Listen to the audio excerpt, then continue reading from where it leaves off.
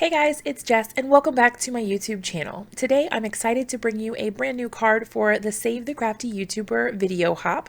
This is a really awesome collection of crafters and artists from all across the world coming together to help each other grow and hopefully gain a few new subscribers, show you our talent and what we have to offer on our channels, and hopefully you guys will want to stick around for more. If you're new here, I hope that you'll consider subscribing, give this video a big thumbs up, and there are lots of prizes to be won, so definitely stick around. Leave a comment on this video if you're interested in winning a prize. I will have a stamp bundle to give away on my channel. It's not required to comment, but the more videos that you comment on, the more chances you have to win prizes, so that's always good in my book.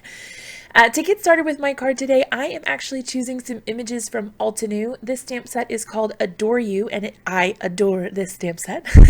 It's one of my favorites because there are so many different images and they're all different sizes and the flowers are all open a different amount.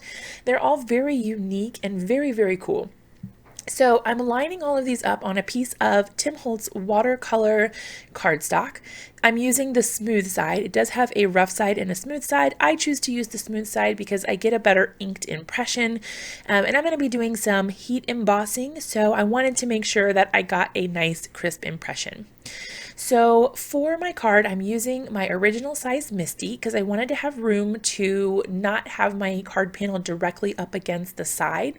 I wanted those images to be able to hang off, so I got a more natural looking pattern. I'm using an anti-static powder bag from Ranger to treat my surface and make sure I don't get any embossing powder stuck where I don't want it. And then I'm using some embossing ink from Brutus Monroe to stamp out all of my floral images. The cool thing about the Misty is that you definitely are able to re-stamp as needed because I am not the best stamper, to be honest. And this tool definitely saves me more times than I can count. So I'm actually going to be using the Gilded embossing powder. This is from Brutus Monroe, and it is my all-time favorite embossing powder. It is so pretty and shiny and sparkly and all the awesome things. I did go ahead and melt that with my heat tool, and now I am actually going to add a few more floral images just to fill in some of the spaces I felt needed a little bit of extra attention. I wanted the pattern to be a little more intentional. I hope that makes sense. And not quite so random because I'm going to be making this into an actual background rather than cutting the images out or anything like that. You could definitely do that though. You do your heat embossing and your coloring or watercoloring and then cut the images out or use your coordinating dyes, and that would be a really great way to do that as well. So after my heat embossing is done, I started my watercoloring process, and I'm going to go ahead and turn on some music so you guys can watch the whole thing come together. I did speed it up quite a bit, otherwise you would have been here all day, but I hope that you love it, and I'll be back with you after the coloring is done.